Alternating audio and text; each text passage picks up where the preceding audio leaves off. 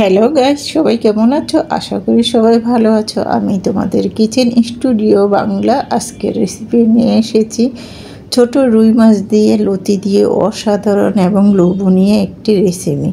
চলো পুরো রেসিপিতে চলে যাই। প্রথমে কিন্তু কচুরলতিটা পরিষ্কার করে নিয়েছি, রুই মাছটাকে কেটে দিয়ে পরিষ্কার করে নিয়েছি। ভাজার জন্য 1 চিমটি লবণ দিয়ে দিলাম মাছের গায়ে। দিয়ে দিব 1 চিমটি হলুদের গুঁড়া। নুন হলুদটা মাছের গায়ে দিয়ে হাত দিয়ে নুন হলুদটা মাছের গায়ে মাখিয়ে নিচ্ছি। নুন হলুদটা মাখিয়ে নিয়েছি। এক সাইডে মাছটা রেখে দিব, আরেক সাইডে চুলায় কড়াই বসিয়ে দিব। কড়াইটা কিন্তু বসিয়ে দিয়েছি, গরম হয়ে গিয়েছে। সাদা তেল দিয়ে দিলাম। তেলটাও গরম হয়ে গিয়েছে। এখন একে একে মাছগুলো তেলের মধ্যে ছেড়ে দিব ভাজার জন্য।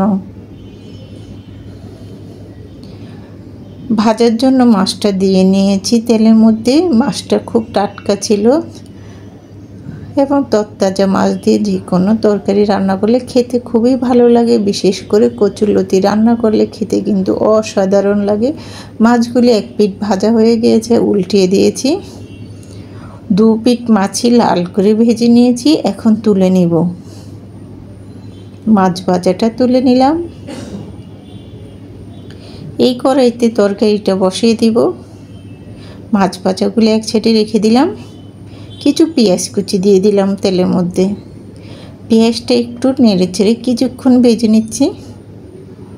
কোয়াটার চামচ 1 চামচ লবণ দিয়ে দিলাম। দিয়ে দিব কোয়াটার চামচ 1 চামচ হলুদের গুঁড়া।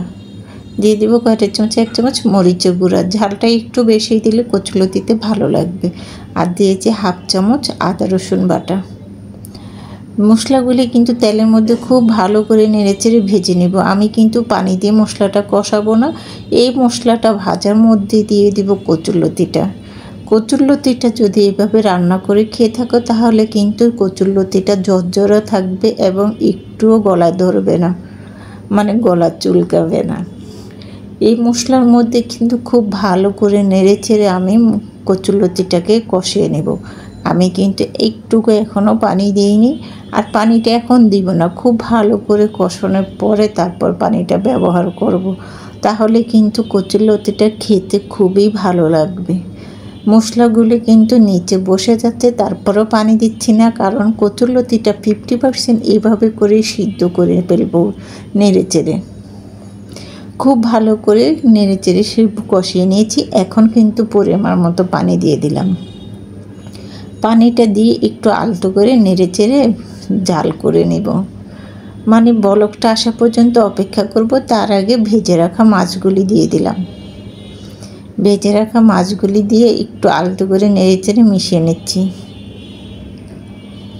কচুরলতির কিন্তু তরকারিতে বলকটা চলে আসছে। আবার একটু আলতো করে নেড়েচেড়ে মিশিয়ে নিয়েছি। এখন দিয়ে দেব 3-4টা কাঁচামরিচের ঝাল। কাঁচামরিচগুলি কেটে তারপরে আলতো করে দিয়ে দিলাম, একটু নেড়েচেড়ে। খুব ভালো করে নেড়েচেড়ে দিয়েছি। এখন ঢেকে 10 মিনিট রান্না করব। এই 10 মিনিটের মধ্যেই কিন্তু কচুরলতিটা খুব ভালো করে সিদ্ধ হয়ে যাবে। ঢাকনাটা তুলে এখন আলতো করে নেড়েচেড়ে মিশিয়ে নিচ্ছি।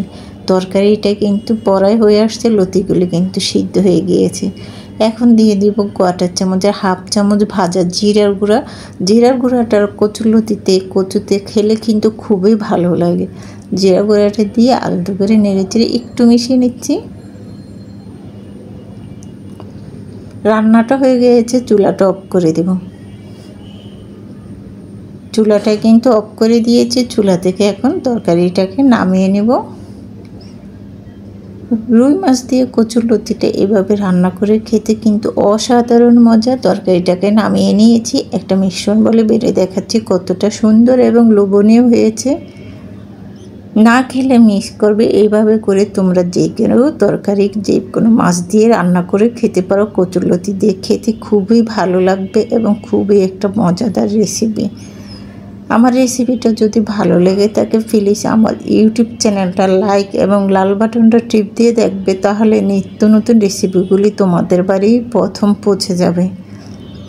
রেসিপিটা কিন্তু খুবই মজা এবং লোভনীয়, আর গরম ভাতের সাথে কিন্তু খেলে অসাধারণ লাগবে, ঠান্ডা ভাতের সাথেও কিন্তু মন্দ লাগবে না, খুবই ভালো লাগবে। রেসিপিটা এ পর্যন্তই। আল্লাহ হাফেজ।